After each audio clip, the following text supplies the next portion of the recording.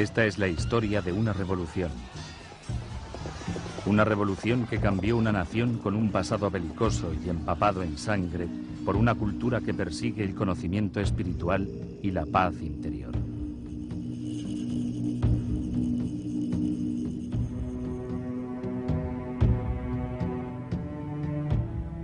Es la historia de un antiguo príncipe que se convirtió en Dios, inspirando un linaje de reyes divinos que todavía gobierna y guía a través de la doctrina del amor y la compasión. Oculta durante centenares de años, aquí, en la cima del mundo, creció esta civilización rica en sus tradiciones únicas y cultura exótica. Solo durante este siglo ha sido levantado el velo del secreto y el misterio. Y esta es la historia de un pequeño niño campesino que se convierte en el último dios rey en la Tierra de las Nieves. Nacido para gobernar el reino ermitaño, en lugar de eso, sería testigo de la destrucción de una de las culturas más antiguas del mundo. Esto es el Tíbet y el fin de los tiempos, nuestra última civilización perdida. Tíbet, el fin de la historia, primera parte.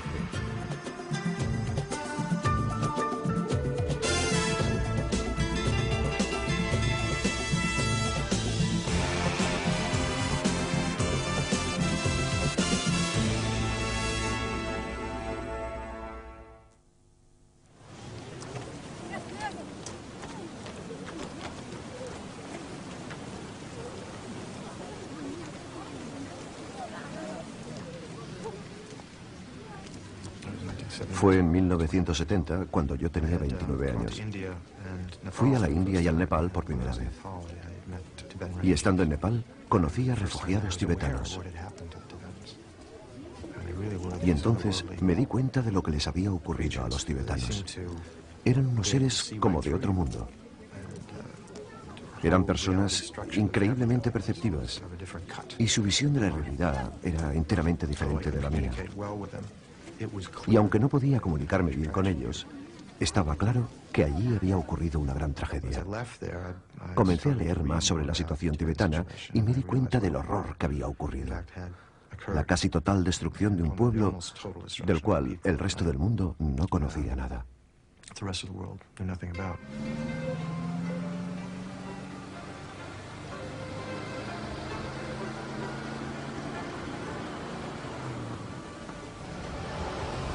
Estamos en India, en la zona más occidental del Himalaya. En este valle remoto se reúnen los peregrinos. Han pasado por desfiladeros de más de 5.500 metros de altitud, los más altos del mundo.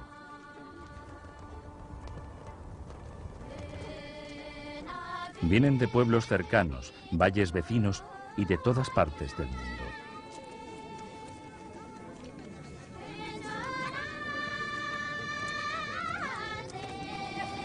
Vienen aquí porque son budistas, seguidores de una religión con 2.500 años de tradición.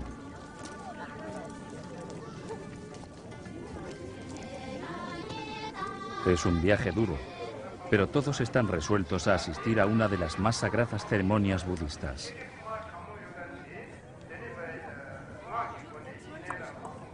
Se trata del Kalachakra, que significa la rueda del tiempo.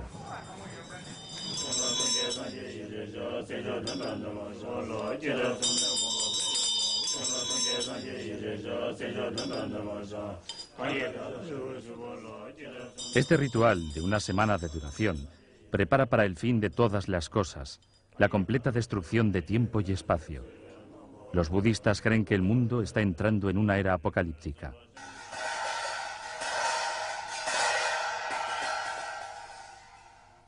Durante toda la semana, estos monjes trabajan noche y día.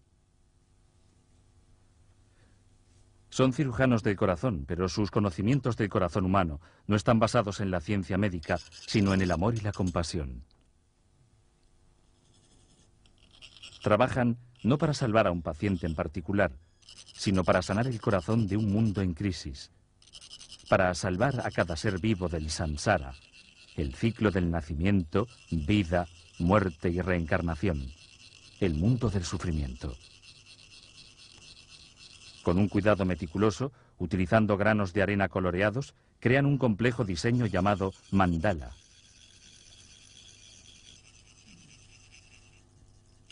Es una especie de mapa que guía a los creyentes en el camino de la iluminación, más allá de las ilusiones del mundo material, el mundo de los objetos, para ayudarles en una esfera más alta de verdad espiritual.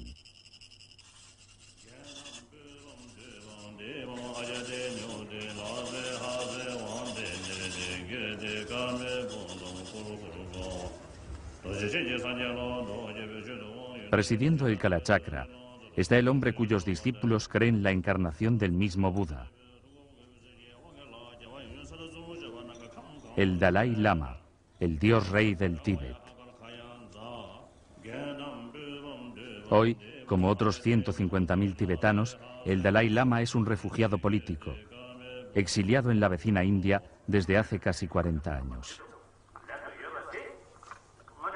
El actual Dalai Lama, un título que significa océano de sabiduría, es el líder religioso y político de 6 millones de tibetanos. Sus seguidores creen que durante los últimos 600 años ha muerto 13 veces y en cada ocasión su alma retorna a un nuevo cuerpo, la encarnación.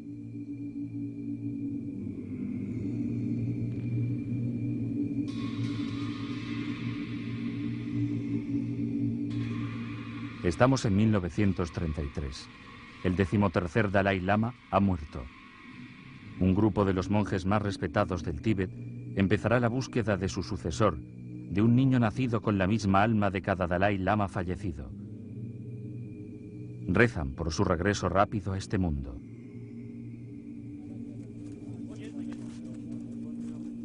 Los grupos de búsqueda se extienden por toda la región.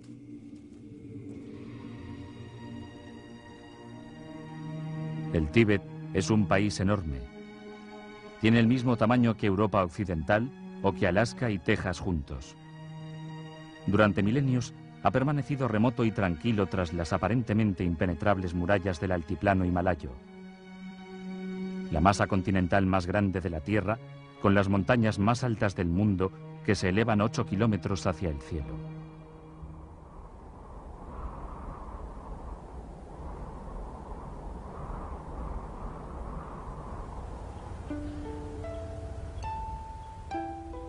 Siempre un lugar misterioso, el Tíbet fue el modelo para Shangri-La, la tierra del abominable hombre de las nieves, de extraños rituales y ritos mágicos, un mundo de místicos levitantes y de monjes cuyas almas podían dejar sus cuerpos y volar hacia reinos míticos.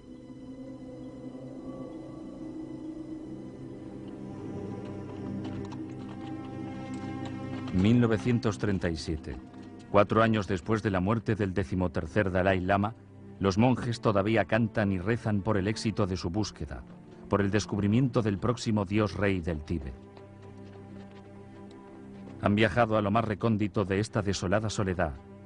Las semanas se convirtieron en meses y los meses en años.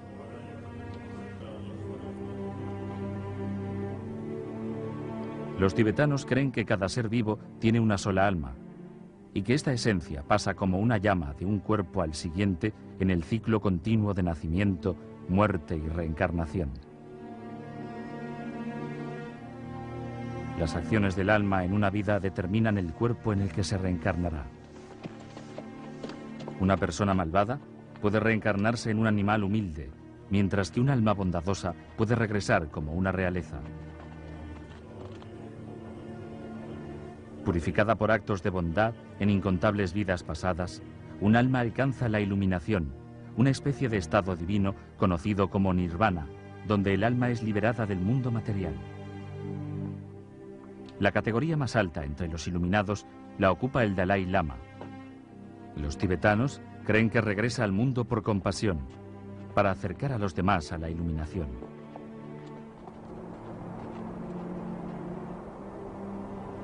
Varios indicios favorables llevaron a los monjes a creer que el lugar del regreso del Dalai Lama era la provincia oriental de Amdo. Se dice que días después de su muerte, la cabeza del 13º Dalai Lama se volvió en esa dirección, indicando dónde buscar.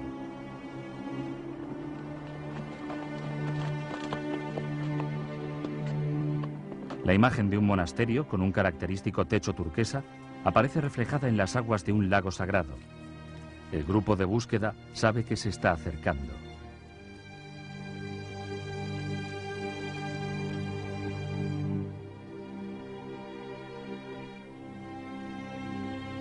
Una sucesión de arcoíris aparecen en un cielo despejado. Les llegan rumores de un niño nacido el 6 de julio de 1935, poco después de la muerte del 13º Dalai Lama. Se oyeron trompetas en los cielos el día de su nacimiento. Se dice además que el niño habla de su casa en Lhasa, la lejana capital del Tíbet, un lugar que no ha visto nunca.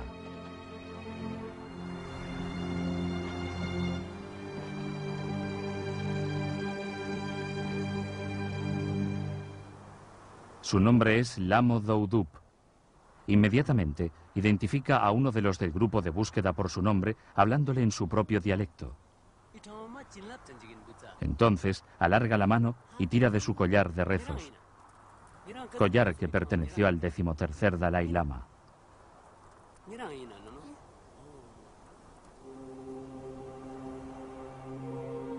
Pero una prueba final espera al joven Lamo Doudub.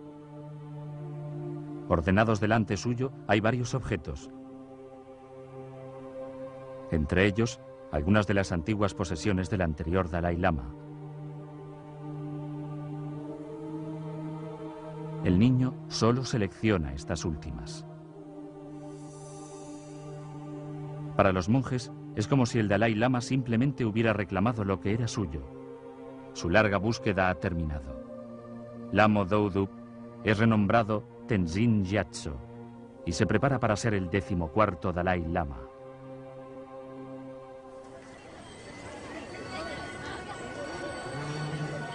Estamos en 1940. Lhasa, la capital del Tíbet, se prepara para la entronización de su nuevo dios rey. Estas acuarelas fueron encargadas por Sir Basil Gould, el único representante de un gobierno occidental que presenció la más sagrada de las ceremonias. Las acuarelas son un documento detallado de una cultura que ya no existe. Una de las últimas imágenes de la única civilización teocrática del mundo, una sociedad dirigida por el clero que celebra la entronación de su mandatario supremo, tanto espiritual como secular.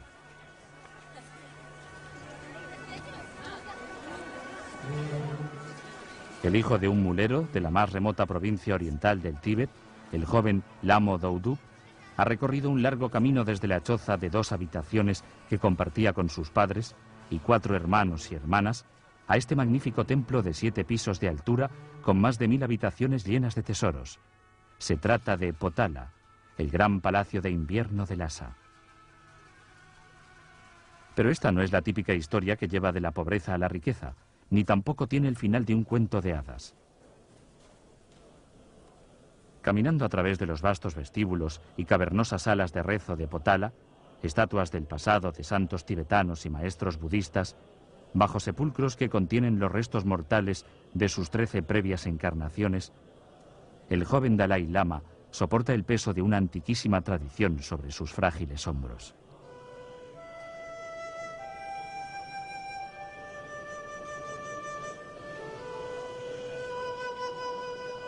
Consciente en todo momento de su posición en el corazón de la civilización tibetana, él es ahora el portador de la antorcha de una religión que se remonta a 2500 años.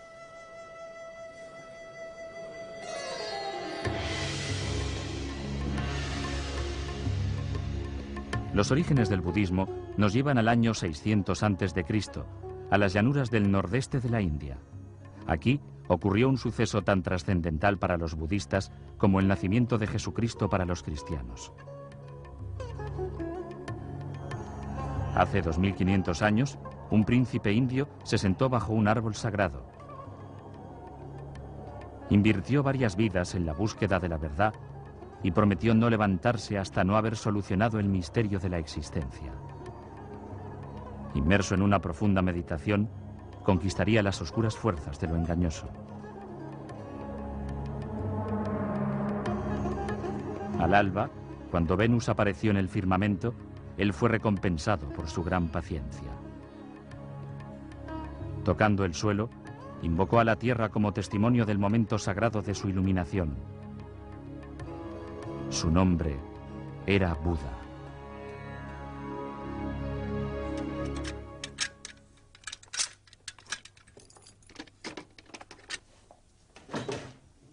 Había resuelto, dijo, el verdadero sentido de la vida. Todos los seres, profesó, estaban bloqueados en el samsara, el ciclo del nacimiento, la muerte y la reencarnación. Solo se podría salir del samsara a través de una realización espiritual que él llamó nirvana. Mientras todas las almas ascienden por la escala de la vida hacia la iluminación, alcanzar el nirvana requiere incontables vidas. La iluminación solo llega cuando la verdadera esencia de la realidad es comprendida. Existencia es impermanencia. La filosofía de Buda está contenida en 108 volúmenes que muchos seguidores se aprenden de memoria.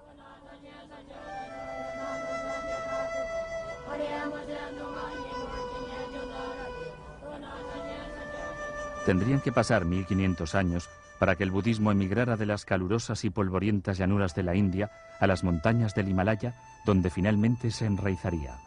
Aquí, en el techo del mundo. El altiplano tibetano es uno de los más remotos e inhóspitos lugares de la Tierra.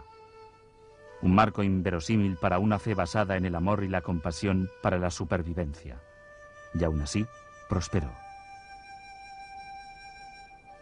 ¿Por qué? Quizás la dureza del enclave nos dé una pista. Aquí, a 5.500 metros, en el vasto, desolado altiplano himalayo, las fuerzas de la naturaleza devuelven a la gente a su humildad. Como nómadas, viven una vida de cambio e impermanencia, y solo necesitan mirar a su alrededor para sentir cuál es su lugar en el amplio esquema de la vida. Desde luego, el terreno es hasta tal punto impresionante que lo domina todo en tu vida. Se toma una buena impresión de las limitaciones de la propia identidad y el propio ego. Es una buena ayuda cuando uno tiene que mudarse y adaptarse a nuevos lugares. El 60% de los tibetanos son nómadas. Uno de los factores más importantes que contribuyen a la resistencia de los tibetanos es su capacidad de adaptación a nuevos entornos. Se trata, según pienso, de la idea filosófica de la impermanencia.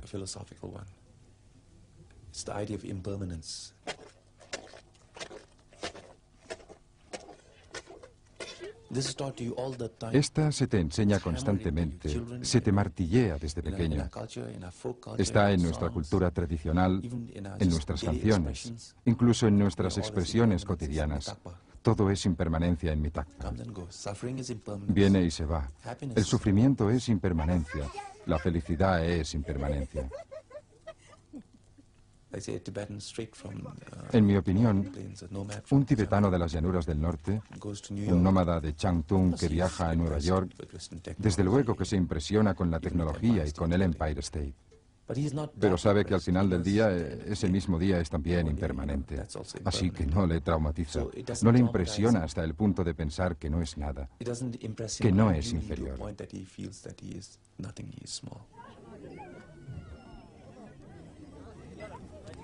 La creencia budista en la impermanencia y el fin de todas las cosas está equilibrada por una creencia igualmente fuerte en la reencarnación y en la renovación. Un visitante importante ha llegado a este campamento nómada, un alto lama reencarnado, o Rinpoché, como son conocidos. Es un momento de emoción y gran honor. Durante todo el día, los nómadas visitan la tierra del lama ofreciendo katas, las bufandas blancas de respeto.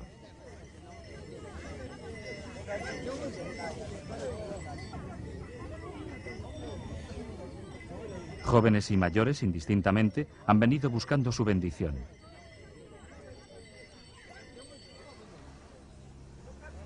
Que el Rinpoché sea solo un niño pequeño no es importante.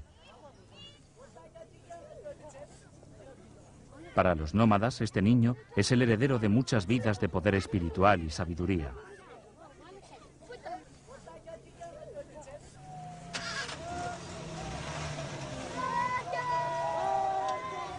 En las décadas de 1930 y 1940 se estimaba que había entre 5 y 6.000 de estos lamas en el Tíbet.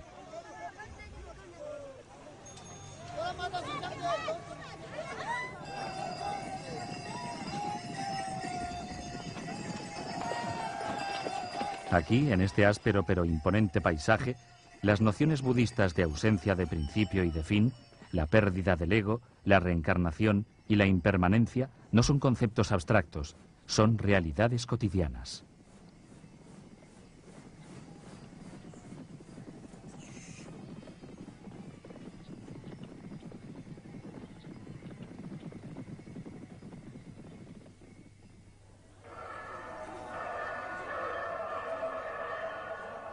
En un valle a menor altitud, a tan solo 3.800 metros, el Kalachakra está en su cuarto día. El sol del Himalaya es intenso.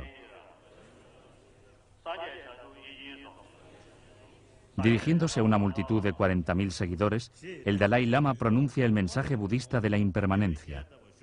Un mensaje que le ha dado a los tibetanos la fuerza y resolución para hacer frente a la tragedia y al cambio. Les ha proporcionado la capacidad de permanecer esperanzados incluso cuando parece que lo han perdido todo. Este valiente semblante exterior oculta la profunda desesperación del Tíbet.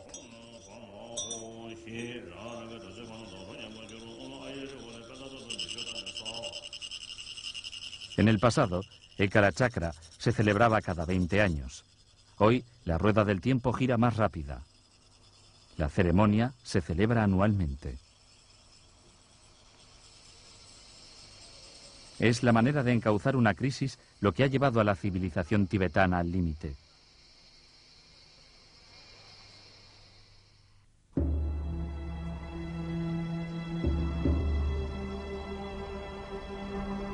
En el siglo VII, cuando llegó por primera vez el mensaje de amor y compasión de Buda, la gente aquí era tan salvaje y hostil como el mismo paisaje.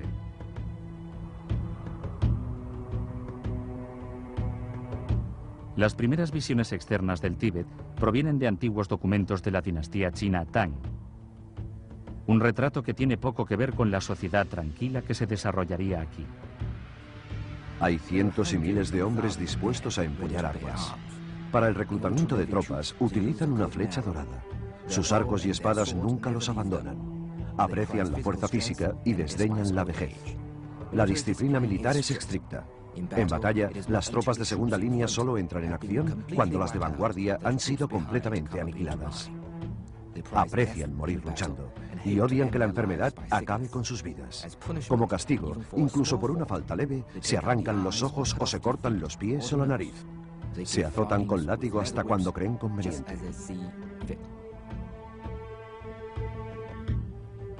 Los tibetanos eran unos conquistadores temidos en Asia, derrocaron la dinastía Tang y tomaron su capital varias veces. Derrocaron también diversas dinastías indias y conquistaron las ciudades de la Ruta de la Seda. Destruyeron el califato de Bagdad en un par de batallas. Eran un grupo muy duro, parecido al de Gengis Khan en el primer milenio.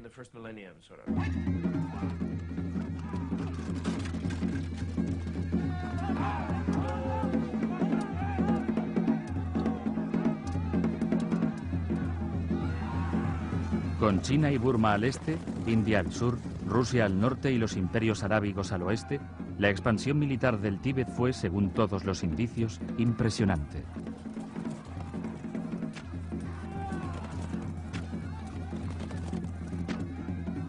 Tras miles de años, consiguieron algo durante el siglo XVII que les llevó a ser catalogados como una de las grandes civilizaciones de hoy. Fue fundamentalmente su desmilitarización.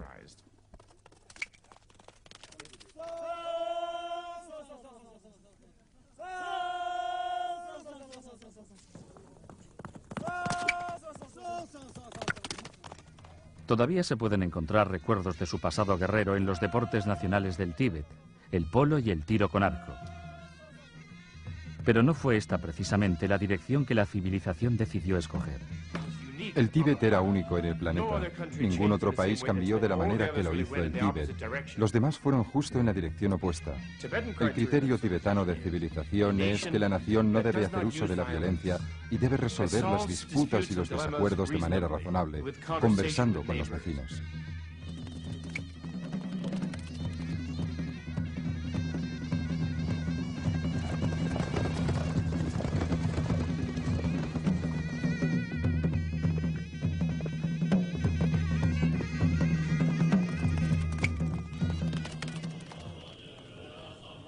Desde las ruinas de su pasado agresivo, nacieron monasterios en todo el territorio. Donde una vez hubieron ejércitos de soldados, ahora habían legiones de monjes.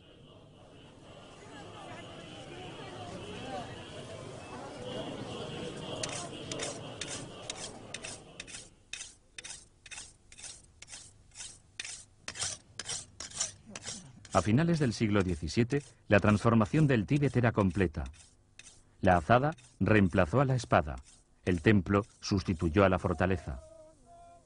Desde unos principios inverosímiles, emergió una sociedad pacífica y autosuficiente dedicada exclusivamente a la búsqueda de la no violencia y la sabiduría espiritual. Se trata de gente amable, que lo que quería era desarrollar aún más su sabiduría y su civilización. No había hambre en el Tíbet. La gente tenía lo necesario para sobrevivir. En una vida eran aristócratas, en la siguiente eran campesinos. No tenía demasiada importancia. Habían dificultades y desigualdades, es cierto, pero toda civilización las tiene. Y como vía, como camino a seguir, fue una experiencia extraordinaria de la que todos formaron parte.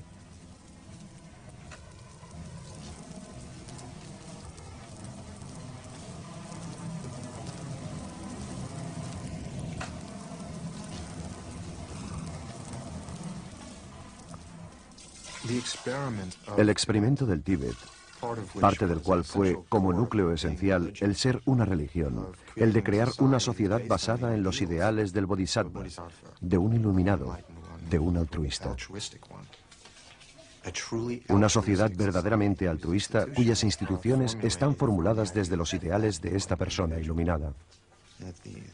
Y las instituciones de esta civilización están allí para acoger este tipo de gente. En este país solemos hacer las cosas al revés. Creamos instituciones y marcos conceptuales e intentamos que la gente encaje en ellas en lugar de empezar con un ideal maravilloso y a partir de ahí crear instituciones y estructuras para acoger y ayudar a más de estos individuos iluminados.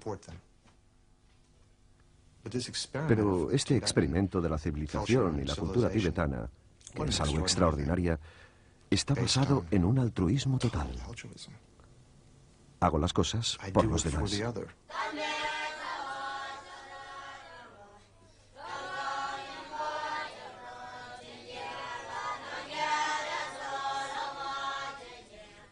A principios del siglo XX, había más de 6.000 monasterios en el Tíbet. Un cuarto de la población entraba en órdenes religiosas para llevar una vida de celibato y devoción espiritual. Era un motivo de gran orgullo para cada familia el que al menos un hijo entrara en el sacerdocio, a menudo antes de cumplir los 5 años. Este era el mundo en el que nació el 14º Dalai Lama. Me trataban como lo que era, un niño pequeño. Utilizaban a menudo la palabra fracaso cuando competíamos, y yo perdía con frecuencia. A veces me sentía tan infeliz que lloraba, pero a ellos no les importaba.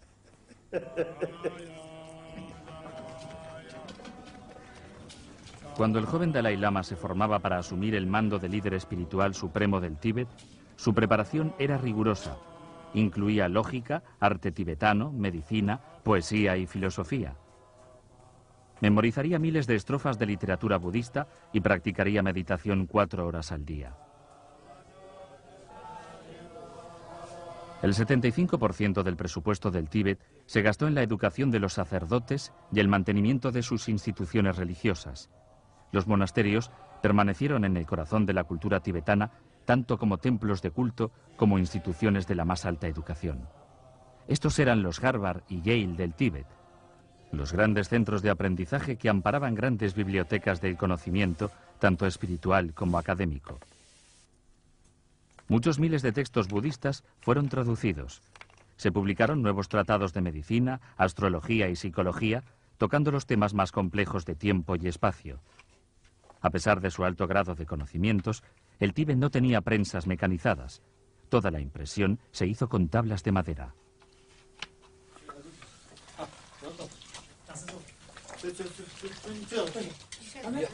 El Tíbet desafía todas las nociones convencionales de la civilización moderna.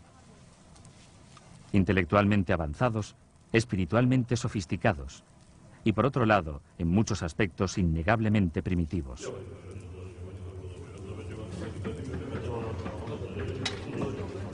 En el Tíbet, incluso la rueda, este símbolo proverbial de progreso, fue utilizado principalmente para fines religiosos. Las ruedas de oración, tanto las pequeñas como las más grandes, giran incesantemente conteniendo cientos de miles de invocaciones. Cada vuelta es una especie de Ave María budista. En vez de defender nuestras fronteras, nos hemos dedicado a enseñar y aprender. En vez de lanzar invasiones, construimos monasterios.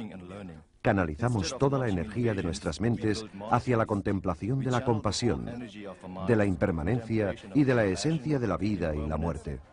Así, la misma gente que estaba preparada para luchar y morir en las guerras está ahora dedicada enteramente a cuestiones espirituales.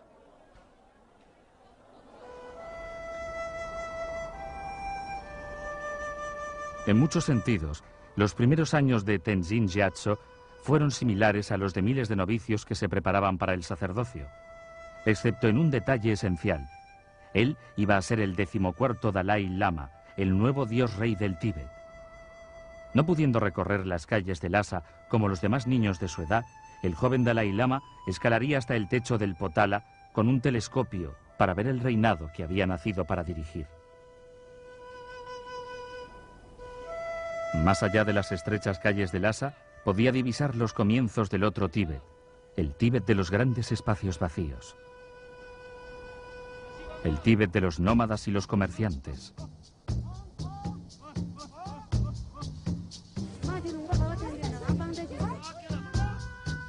En los años anteriores a los viajes oceánicos, todo el comercio con Oriente se hacía por tierra.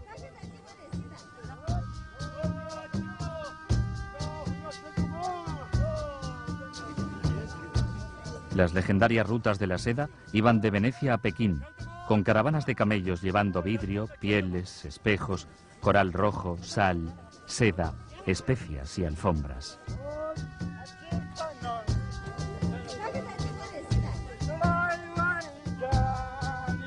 El Tíbet estaba en una encrucijada del Asia Central y los tibetanos se convirtieron en expertos comerciantes comprando o vendiendo cualquier cosa de valor.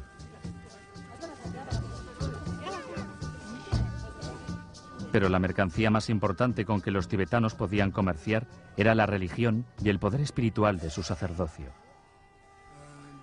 Durante 800 años, el Tíbet no se apoyó en un ejército para protegerse.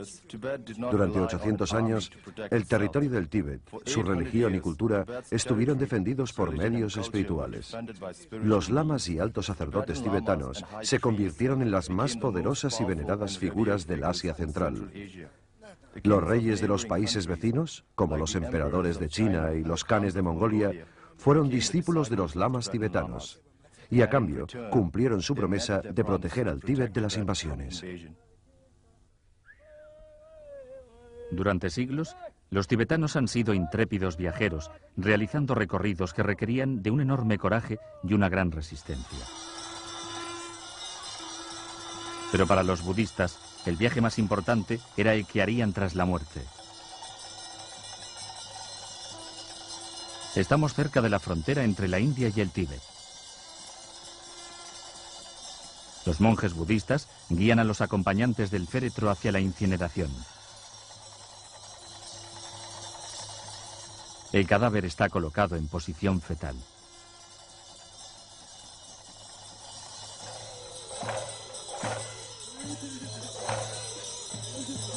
Los ritos funerarios son distintos, pero la muerte unifica todas las culturas en la experiencia universal del dolor.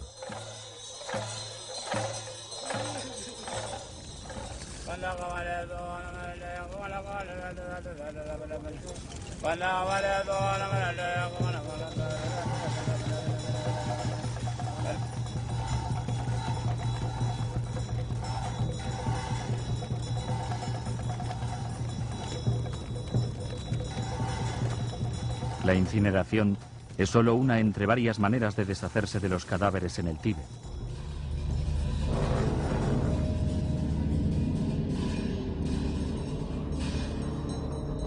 Otra es el llamado entierro celestial. El cadáver del fallecido es llevado a un lugar especial y luego troceado y dejado a los pájaros. En Occidente esto puede resultar chocante. Para los budistas tibetanos es el acto final de caridad, dejando que la materia propia, ya sin valor, quede para beneficio de otros, en este caso de los buitres.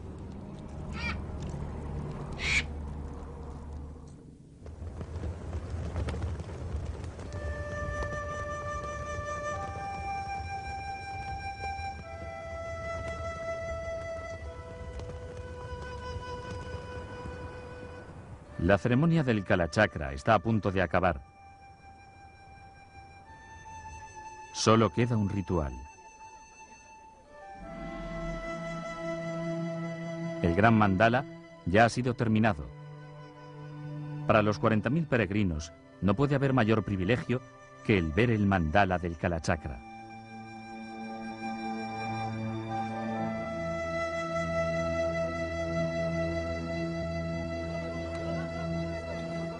Aguardan pacientemente en fila. Llevará días para que les llegue el turno a todos.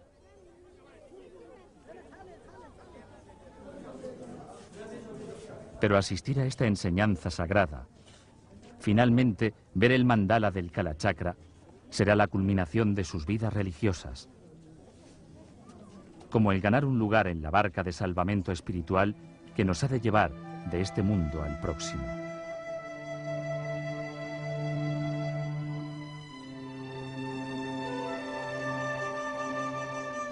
Ver esta legendaria rueda del tiempo es el equivalente budista a una peregrinación a la Meca o una audiencia con el Papa.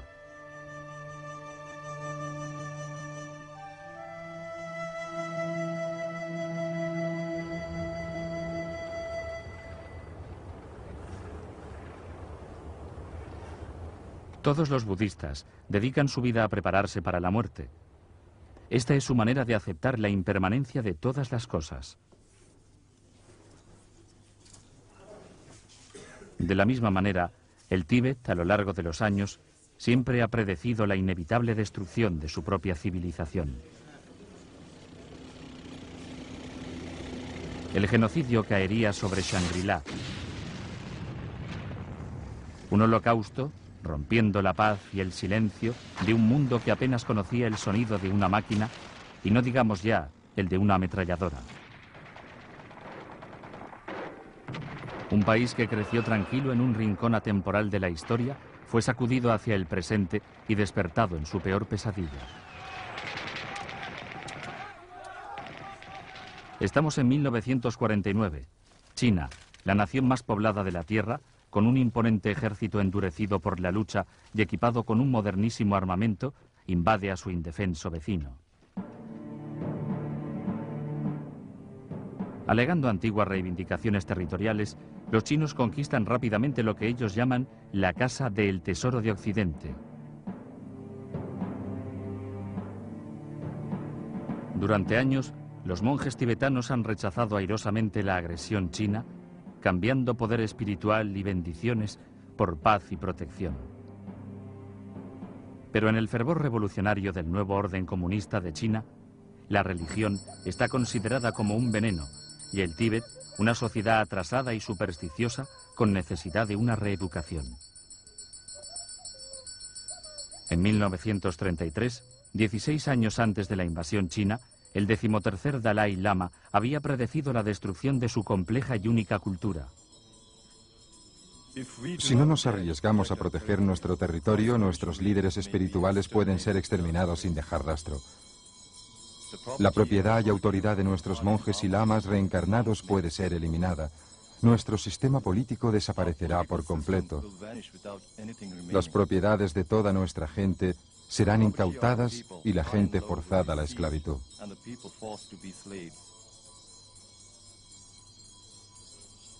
Todas las cosas vivientes tendrán que soportar interminables días de sufrimiento y serán atacados con el miedo. Estos días llegarán.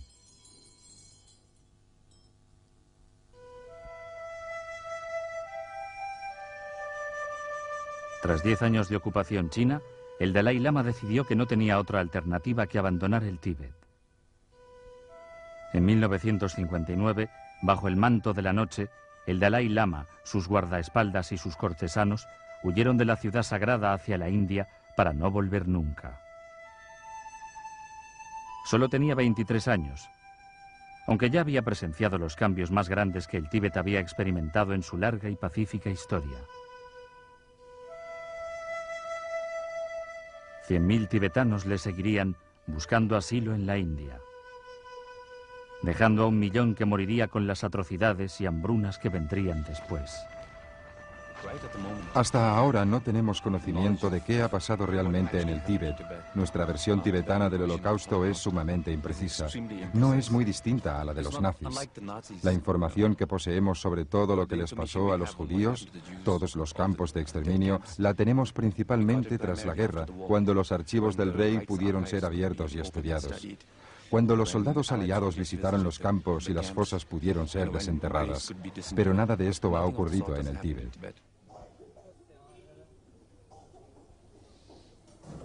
Ami Panchen es ahora una monja budista. Su padre era el jefe en Gonjo, una región del nordeste del Tíbet. Tras su muerte, ella tomó el mando de la resistencia local y luchó ferozmente hasta su captura. Toda la gente que arriesgó su vida para proteger el Tíbet y nuestra religión fue asesinada o arrestada. Los monasterios fueron destruidos. Las estatuas de oro y plata fueron llevados a China. Los monasterios fueron reducidos a edificios vacíos. A mí me pegaron con palos, pero no tenía nada que explicarles. Decían que teníamos que confesar nuestros crímenes. Fuimos torturados y colgados por los pies. Me encadenaron las piernas durante más de 1 año. No había comida en mi estómago. A veces caía inconsciente. Algunos presos me dijeron que incluso habían estado tentados de comerse sus propios excrementos. Tal era el hambre en la prisión. Ahora soy vieja. Cuando entré en prisión solo tenía 25 años. Cuando salí era una mujer vieja. Me he pasado la vida en prisión.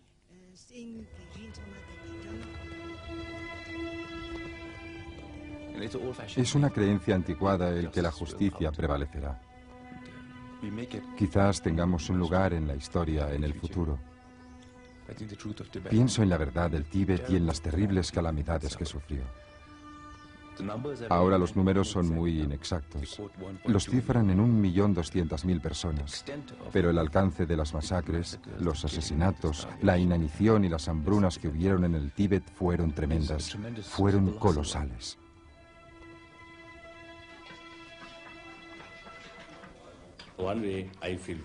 Por un lado, me siento muy desgraciado, muy desafortunado, porque he nacido en un periodo en el que la nación tibetana ha pasado por las experiencias más destructivas.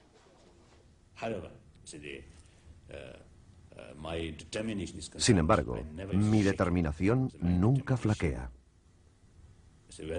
Merece la pena cada intento. Incluso si falla, no hay por qué arrepentirse.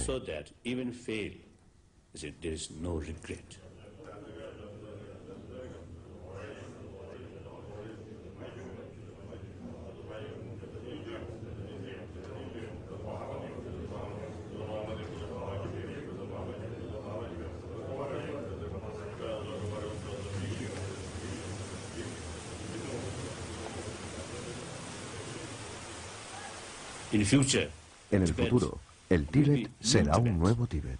Nunca volverá el viejo Tíbet. No es posible ni necesario.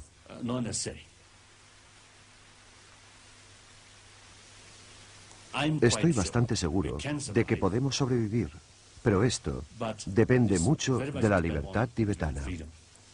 Si conseguimos algún tipo de autogobierno a través de una negociación con China, estoy bastante seguro de que podremos sobrevivir.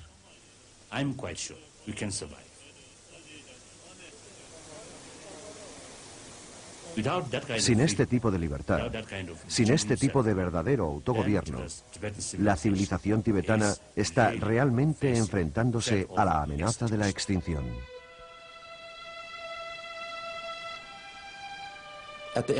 Al final del día, una civilización descansa sobre su propio suelo.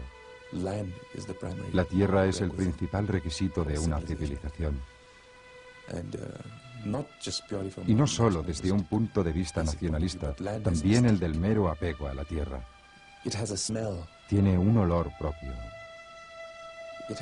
Tiene millones de cosas que ni siquiera podemos imaginar. Damos tantas cosas por sentadas cuando disponemos de ellas. Los tibetanos necesitan la tierra, así como creo que los tibetanos permanecen fieles a la idea de recuperar su país, de liberar a sus hermanos del interior del Tíbet. También pienso que esta civilización no está perdida del todo.